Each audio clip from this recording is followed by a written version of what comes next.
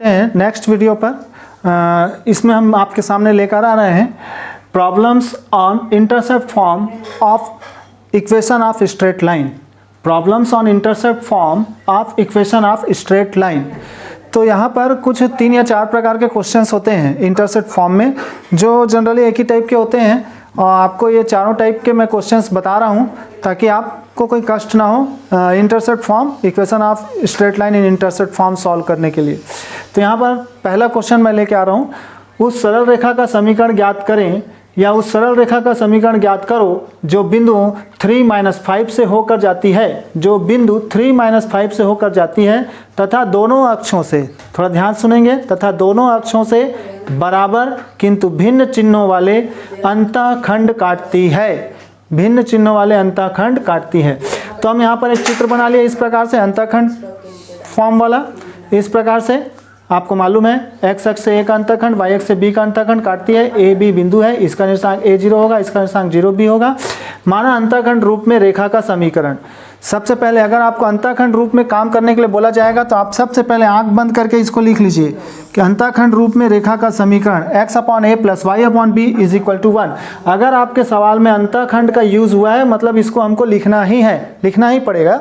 प्रश्नानुसार दिया है, क्या दिया गया है कि दोनों अक्षों से बराबर किंतु भिन्न चिन्हों वाले अंतःखंड काटती है। दोनों अक्षों से बराबर यानी ये जो अंतःखंड है वो बराबर हैं लेकिन उनका चिन्ह क्या है, विपरीत है।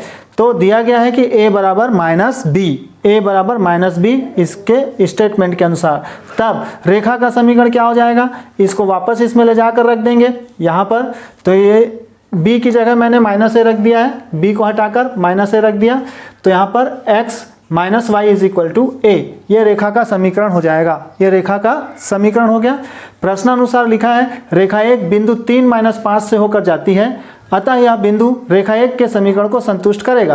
प्रश्नानुसार दिया गया है कि बिंदु 3-5 से होकर जाती है, तो ये बिंदु क्या करेगा, रेखा के समीकरण को संतुष्ट करेगा।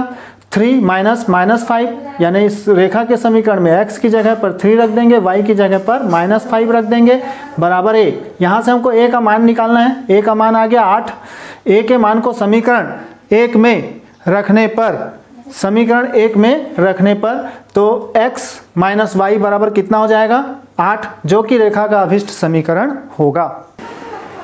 अब हमारे यहाँ पर टाइप नंबर 2 का क्वेश्चन लेकर जो क्या है इंटरसेप्ट फॉर्म पर प्रॉब्लम्स जो है उस पर टाइप 2, ठीक है। उस सरल रेखा का समीकरण ज्ञात करो, उस सरल रेखा का समीकरण ज्ञात करो जो बिंदु 3-4 से होकर जाती है तथा दोनों अक्षों से ऐसे अंतःखंड काटती है जिनकी लंबाइयों का योग 14 है। जिनकी लंबाइयों का योग कितना है, 14 है। प्रश्न को फिर से पढ़ेंगे। उस सरल रेखा का समीकरण ज्ञात करो जो बिंदु 3-4 से होकर जाती है तथा दोनों अक्षों से ऐसे अंतःखंड काटती है जिनकी लंबाइयों का योग कितना है, 14 है। मान लीजिएगा, माना रेखा, फिर से यहाँ पर अंतःखंड शब्द आया है तो हम क्या करेंगे, अंतःखंड शब्द आया है तो हम माना रेखा का समीकरण x/a + y/b = 1 ये मान लेंगे। माना रेखा का समीकरण इस प्रकार से है, ठीक है। दिया गया है, क्या दिया गया है कि जो अंतःखंडों का जो योग है, अंतःखंडों का योग यानी a और b का जो योग है वो 14 के बराबर है, ये दिया गया है। तो यहाँ से हम b बराबर निकाल लिए, 14 - a ये निकल जाएगा। b का मान समीकरण 1 में रख दिए यहाँ पर लाकर, तो a प्लस यहाँ पर हो गया 14 - a बराबर 1। यहाँ तक आ गया समझ में आप लोगों को।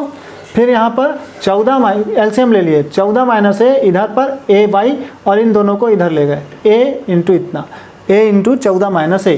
प्रश्नानुसार रेखा 1 बिंदु 3-4 से होकर जाती है। दिया गया है कि ये जो रेखा है वो बिंदु 3-4 से होकर जाती है, अतः बिंदु रेखा के समीकरण को क्या कर देगी, संतुष्ट करेगी। तो हम इसको संतुष्ट करा देंगे, x की जगह पर 3 रख देंगे, y की जगह पर 4 रख देंगे। ये पुटअप करना तो आता होगा आपको, आप सीख गए होंगे।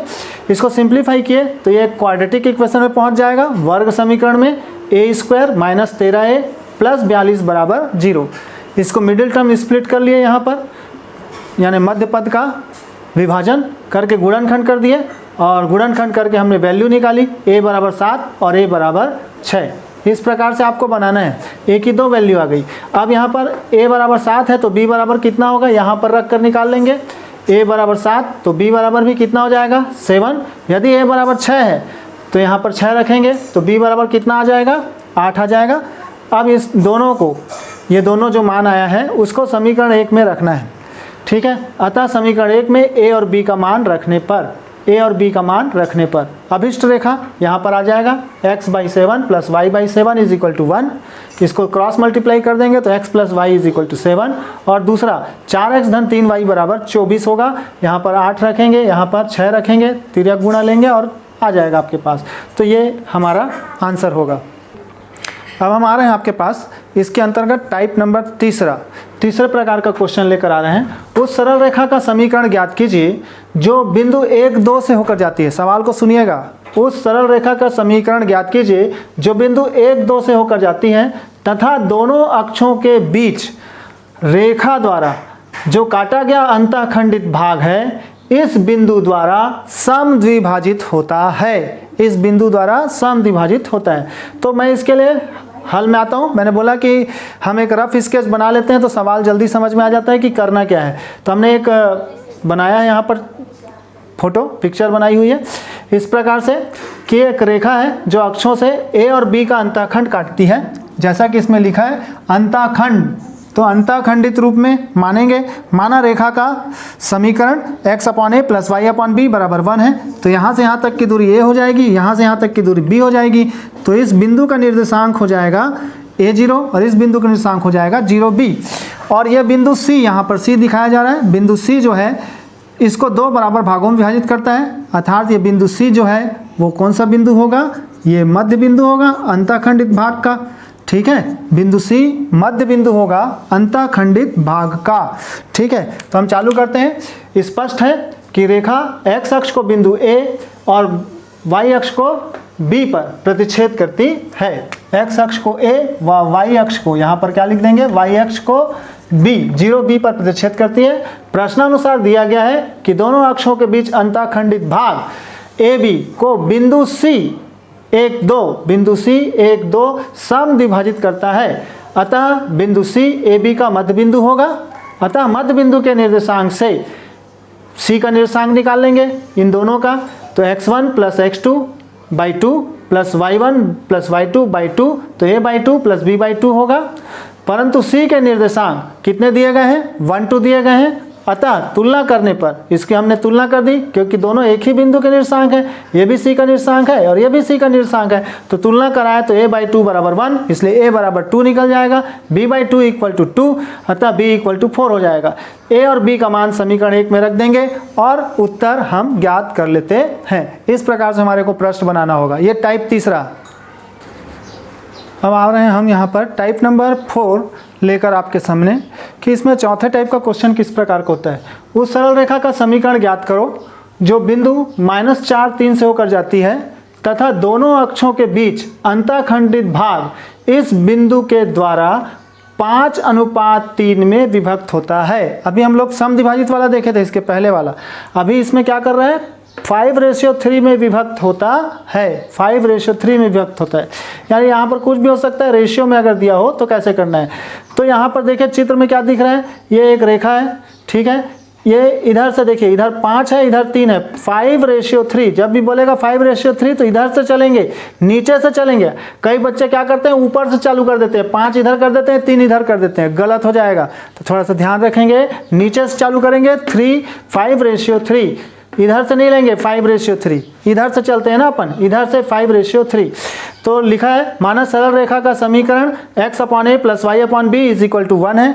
ये अंतःखंडित इसमें आया है, इसलिए रेखा का समीकरण हम इस रूप में ले लेंगे। फिर स्पष्ट है कि रेखा 1 जो है, ये जो रेखा है वो x अक्ष और y अक्ष को क्रमशः बिंदुओं a0 और 0b पर प्रतिच्छेद करती है।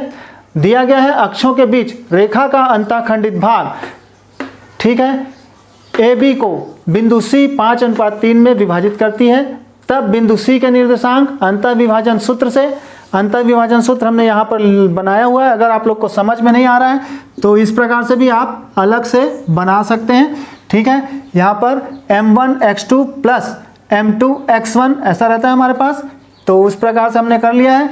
और बाई m1 + m2, उसी प्रकार से m1y2 + m2y1 upon m1 plus m2, इतना करने पर हमको ये मिल गया। परंतु प्रश्नानुसार लिखा है कि c के निर्देशांक कितने हैं, -4 3 है, -4 3 है, तो तुलना करा दिया इसको, तो इसके बराबर इतना हो जाएगा, यहाँ पर 3/8 बराबर -4, तो a बराबर -32/3 हो जाएगा। इसी प्रकार से 5b/8 किसके बराबर हो जाएगा, 3 के इक्वल हो जाएगा, तो b इक्वल टू कितना आ जाएगा, 24/5 a और b का मान समीकरण 1 में रखने पर, a और b का मान कहाँ रख देंगे, समीकरण 1 में रख देंगे और इसको सिंप्लीफाइड करेंगे तो हमारे पास आंसर आएगा -9x + 20y इक्वल टू 96, जो कि रेखा का अभिष्ट समीकरण होगा। अब हम आ रहे हैं यहाँ पर टाइप नंबर 5 लेकर आपके समक्ष। इसमें कुछ इस प्रकार का क्वेश्चन मिलता है कि उस सरल रेखा का समीकरण ज्ञात कीजिए जो अक्षों से a और b लंबाई का अंतःखंड काटती है, इस प्रकार काटती है कि a धन b बराबर 5 हो और ab बराबर 6 हो।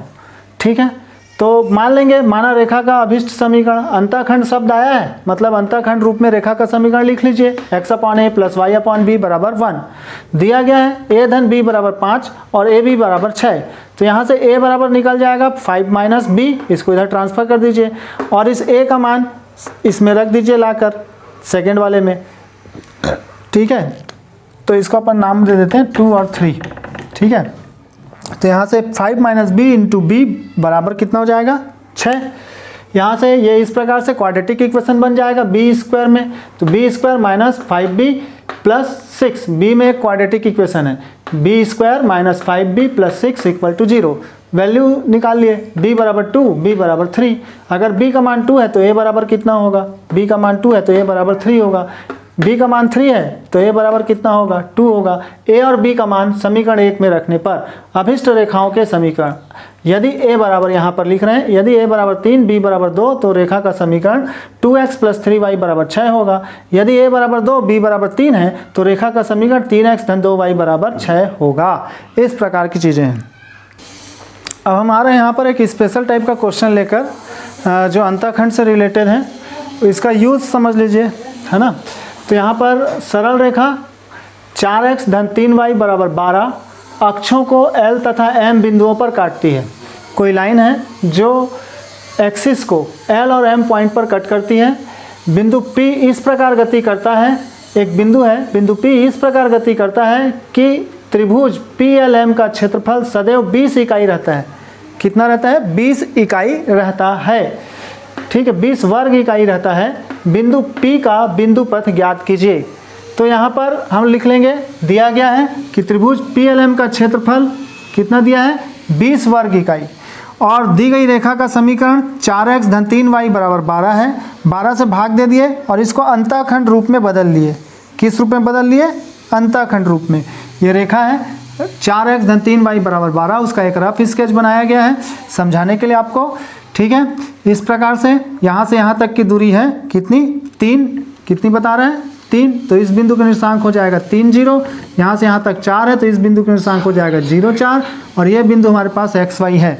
तो त्रिभुज का क्षेत्रफल हमने निकालना चालू किया, तो हमारे पास इस प्रकार की चीज़ें हैं, जैसा वो बता रहा है उसके हिसाब से हम काम कर रहे हैं। अपने मन से कुछ काम नहीं करेंगे, आप जैसा बोल रहे हैं वैसा करेंगे, क्योंकि बिंदु पथ का क्वेश्चन है। बिंदु पथ के क्वेश्चन में प्रश्न की दी गई शर्तों के आधार पर काम किया जाता है। ठीक है, तो प्रश्न में दी गई शर्तों के आधार पर ही काम करेंगे। इसे रेखा के अंतःखंड रूप में बदलने पर इसे रेखा के अंतःखंड स्वरूप से क्या कर दिया, तुलना करा दिए, x/a + y/b = 1 से। तो यहाँ पर a बराबर 3 आ गया और b बराबर 4 आ गया। स्पष्ट है कि बिंदु L और M के निर्देशांक क्रमशः 3 0 और 0 4 होंगे। माना चर बिंदु P के निर्देशांक xy हैं। ये जो चर बिंदु है, ये इसी का बिंदु पथ हमको निकालना है, चर बिंदु है, ये घूम रहा है तो उसको हम लोग चर बिंदु बोलते हैं, मूविंग पॉइंट। तो मूविंग पॉइंट के निर्देशांक xy हैं। तब त्रिभुज PLM का क्षेत्रफल, हम जानते हैं कि किसी भी त्रिभुज का क्षेत्रफल जिसके बिंदुओं के निर्देशांक x1 y1 x2 y2 x3 y3 हो, इस सूत्र के द्वारा दिए जाते हैं 1/2 x1 ब्रैकेट में y2 - y3 plus x2 y3 - y1 plus x3 y1 - y2। तो इस सूत्र पे हमने मान रख दिया, त्रिभुज का क्षेत्रफल हमको दिया गया है 20 यहाँ से लाकर, ठीक है। और पॉइंट में इन सभी बिंदुओं को, इसको x1, y1, x2, y2, x3, y3 ले लिए और यहाँ पुटअप किए। पुटअप करने पर और इसको सिंप्लीफाई करने पर, यहाँ से 2 को इधर ले लिया तो 40 हो गया, और इसको सिंप्लीफाई किए तो इतना आया, इसको सिंप्लीफाई किए तो इतना आया, जो कि अभिष्ट बिंदु P का बिंदु पथ है, जो कि अभिष्ट बिंदु P का बिंदु पथ होगा।